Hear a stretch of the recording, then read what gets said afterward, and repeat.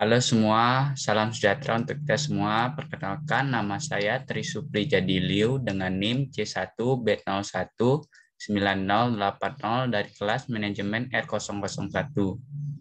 Pada kesempatan kali ini, saya akan mempresentasikan tugas mata kuliah perpajakan mengenai SPT atau Surat Pemberitahuan Tahunan dan SSP, yaitu Surat Setoran Pajak. Langsung saja kita ke materinya. Materi yang pertamanya yaitu pengertian dari SPT. SPT adalah surat pemberitahuan tahunan. Adalah surat yang oleh wajib pajak digunakan untuk melaporkan perhitungan dan atau pembayaran pajak, objek pajak, bukan objek pajak, dan atau harta dan kewajiban sesuai dengan ketentuan peraturan perundang-undangan pajak. SPT dapat berbentuk formulir kertas atau disebut hard copy atau dokumen elektronik atau bisa disebut juga e-elektronik SPT atau e-filing. Adapun dua jenis SPT, yang pertama ada SPT tahunan dan yang kedua ada SPT masa. SPT tahunan adalah surat pemberitahuan untuk suatu tahun pajak. Ini adalah jenis pelaporan pajak yang wajib dilakukan oleh wajib pajak perseorangan maupun wajib pajak badan. Yang kedua ada SPT masa. SPT masa adalah surat pemberitahuan untuk suatu masa pajak. SPT masa digunakan untuk 10 jenis pajak yang telah ditetapkan oleh peraturan perpajakan. Terdapat 3 kategori utama dalam SPT masa, yaitu pajak pertambahan nilai atau PPN, pajak penghasilan atau PPH, dan pajak penjualan atas barang mewah atau PPNBM. Lanjut kita ke materi fungsi SPT. Fungsi SPT terdiri dari 4. Yang pertama, bagi wajib pajak, fungsi SPT berfungsi untuk melaporkan dan mempertanggungjawabkan perhitungan jumlah pajak yang sebenarnya terutang. Dan juga untuk melaporkan tentang pembayaran atau pelunasan pajak yang telah dilaksanakan sendiri dan atau melakukan pemotongan atau pemungutan pihak lain dalam 1 tahun pajak atau bagian tahun pajak. Selanjutnya ada penghasilan yang merupakan objek pajak dan atau bukan objek pajak, dan melaporkan harta dan kewajiban, dan yang terakhir melaporkan penyetoran dari pemotongan atau pemungutan pajak orang pribadi atau badan lain dalam satu masa pajak. Yang kedua, bagi pengusaha kena pajak atau PKP, SPT berfungsi untuk mempertanggungjawabkan perhitungan jumlah PPN dan PPNBM yang sebenarnya terutang, dan juga untuk melaporkan tentang pengkreditan pajak, masukan terhadap pajak keluaran, dan pembayaran atau pelunasan pajak yang telah dilaksanakan sendiri oleh pengusaha kena pajak dan atau melalui pihak lain dalam satu masa pajak. Yang ketiga, bagi pemotong atau pemungut pajak, SPT guna sebagai sarana untuk melaporkan dan mempertanggungjawabkan pajak yang dipotong atau dipungut dan disetorkannya kepada negara dan pihak yang dipotong. Yang terakhir, bagi petugas pajak, SPT berfungsi sebagai suatu sarana untuk menguji kepatuhan wajib pajak. Hal ini ditujukan dalam rangka melaksanakan serta menjalankan fungsi pengawasan. Lanjut mengenai yang wajib mengisi SPT. Yang wajib mengisi SPT yaitu setiap orang pribadi yang menerima penghasilan yang jumlahnya melebihi batas PTKP, serta setiap badan yang didirikan di Indonesia atau berkedudukan di Indonesia yang terdiri PT, CV, persekutuan, koperasi, yayasan, BUMN, dan BUT atau bentuk usaha tetap. Seseorang yang telah memiliki nomor pokok wajib pajak atau NPWP juga diwajibkan untuk mengisi formulir SPT tahunan serta melaporkannya ke kantor pelayanan pajak atau KPP. Selanjutnya mengenai pembetulan pajak. Pengertian pembetulan SPT dapat diketahui dalam Undang-Undang Nomor 6 Tahun 1983 tentang Ketentuan Umum dan Tata Cara Perpajakan dan UU Nomor 28 Tahun 2007 sebagai perubahan ketiga atas dasar peraturan perubahan SPT tahunan. Dari UU tersebut diketahui bahwa pembetulan SPT adalah permohonan oleh wajib pajak untuk merevisi laporan atau perhitungan dan pembayaran pajak sesuai dengan ketentuan peraturan perpajakan. Pembetulan SPT bisa saja terjadi ketika SPT tahunan dilaporkan ada yang ingin direvisi untuk tahun pajak yang sama. Pembetulan SPT tahunan ini berlaku untuk setiap pajak yang ingin direvisi. seperti pajak penghasilan PPh pasal 21, PPh pasal 22, PPh pasal 23, dan sebagainya. Namun setiap pembetulan SPT tahunan ini tidak berlaku untuk laporan SPT bulanan perusahaan. Pembetulan SPT sangat bermanfaat bagi setiap wajib pajak agar terhindar dari pemeriksaan pajak dan sanksi. Pembetulan SPT tahunan merupakan upaya dalam pemeriksaan pajak dan sanksi. Pembetulan SPT tahunan merupakan upaya dalam menjalankan penegakan hukum yang sesuai dengan Undang-Undang Pengampunan Pajak Usai Tax Amnesty atau Pengampunan Pajak Pasal 18. Jangka waktu pembetulan SPT bagi wajib pajak paling lama 2 tahun sebelum kadaluarsa penetapan. Tata cara pembetulan SPT bisa langsung mendatangi kantor pelayanan pajak atau KPP tempat wajib pajak terdaftar. Selanjutnya kita ke materi batas waktunya penyampaian SPT. Untuk surat pemberitahuan masa paling lama 20 hari setelah akhir masa pajak.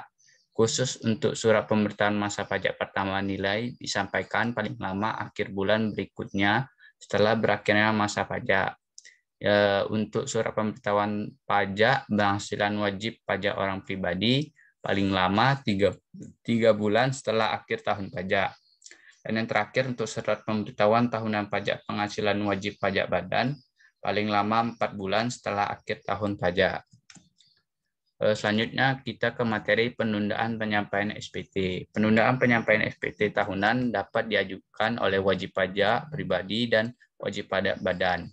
Dalam keadaan tertentu, wajib pajak orang pribadi atau wajib pajak badan bisa saja terpaksa untuk menunda penyampaian SPT tahunan karena sejumlah alasan seperti padatnya kegiatan usaha mereka dan kendala teknis dalam penyusunan laporan keuangan. Untuk kondisi seperti ini, maka penyampaian SPT tahunan bisa saja ditunda atau diperpanjang.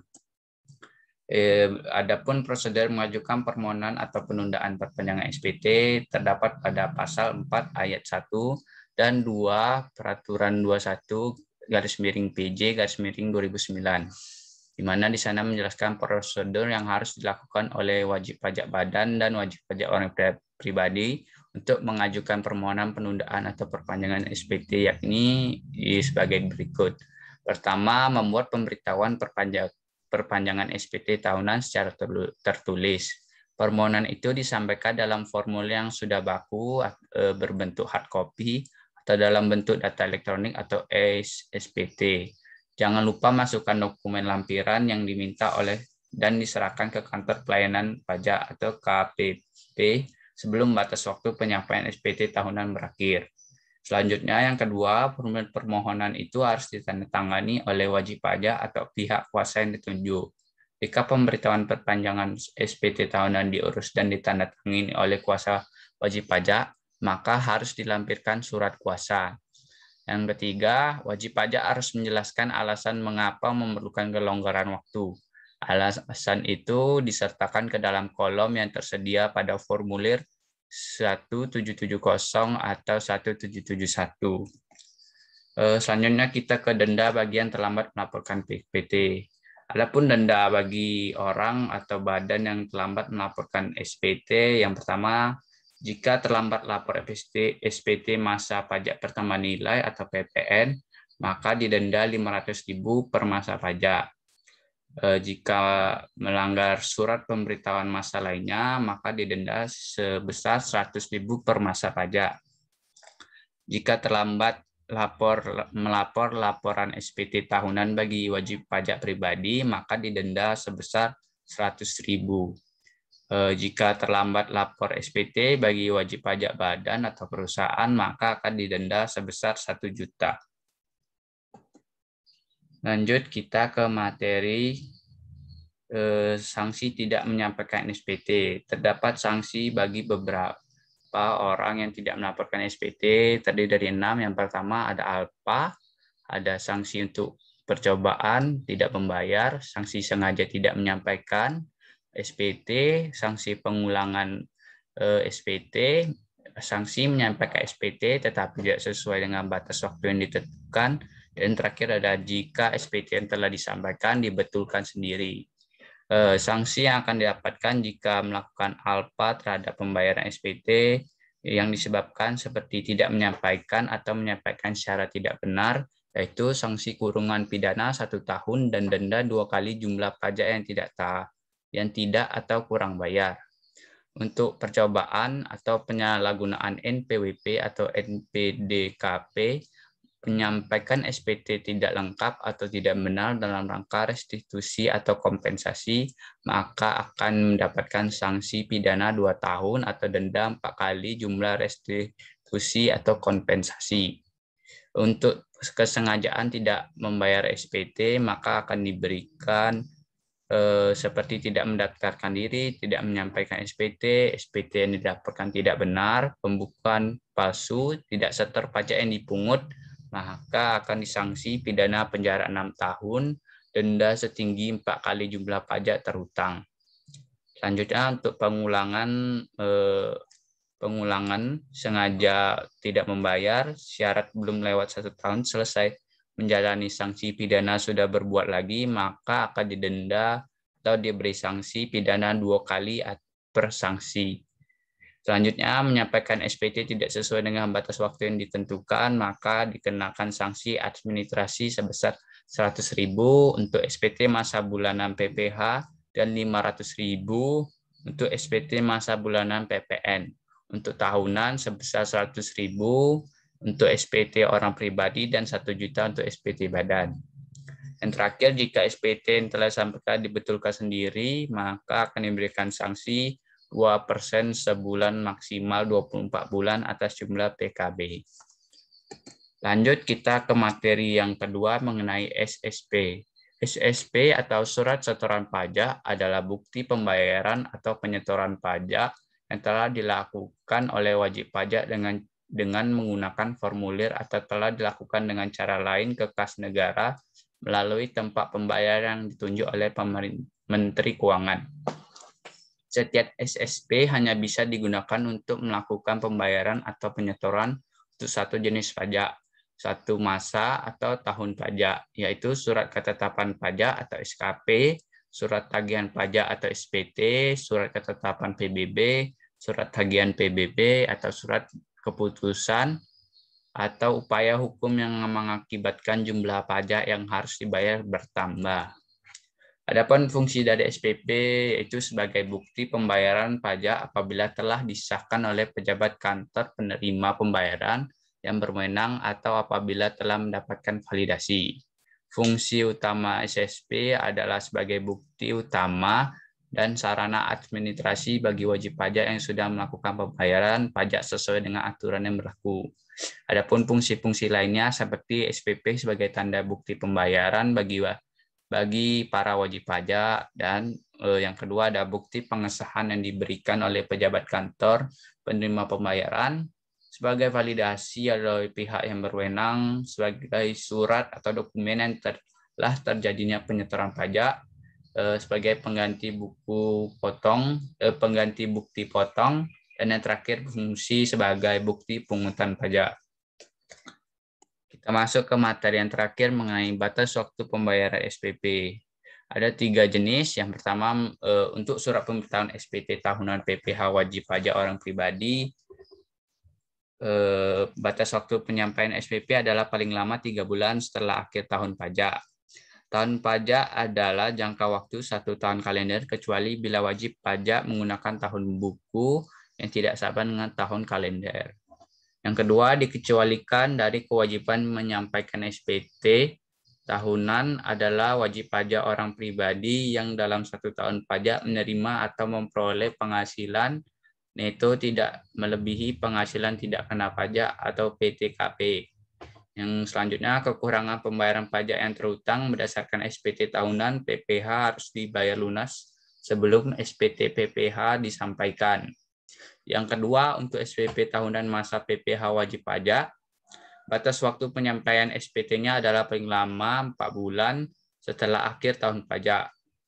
Yang kedua, kekurangan pembayaran pajak yang terhutang berdasarkan SPT tahunan PPH harus dibayar lunas sebelum SPT PPH disampaikan. Yang terakhir, untuk SPT masa, batas penyampaian SPT-nya adalah paling lama 20 hari setelah akhir tahun pajak. Menteri Keuangan menentukan tanggal jatuh tempo pembayaran dan penyetoran pajak yang terutang untuk suatu saat atau masa pajak bagi masing-masing jenis pajak paling lama 15 hari setelah saat terutangnya pajak atau berakhirnya masa pajak. Tanggal jatuh tempo pembayaran penyetoran pajak dan pelaporan pajak untuk SPT masa yaitu jika tanggal jatuh tempo pembayaran pajak bertepatan dengan hari libur, termasuk hari Sabtu atau hari libur nasional, maka pembayaran pajak dapat dilakukan pada hari kerja berikutnya. Jika tanggal batas akhir pelaporan bertepatan dengan hari libur termasuk hari Sabtu atau hari libur nasional, pelaporan dapat dilakukan pada hari kerja berikutnya. Hari libur nasional termasuk hari yang diliburkan untuk penyelenggaraan pemilihan umum yang ditetapkan oleh pemerintah dan cuti bersama secara nasional yang ditetapkan oleh pemerintah. Sekian materi dari saya, kurang lebihnya saya mohon maaf, saya pamit undur diri, terima kasih.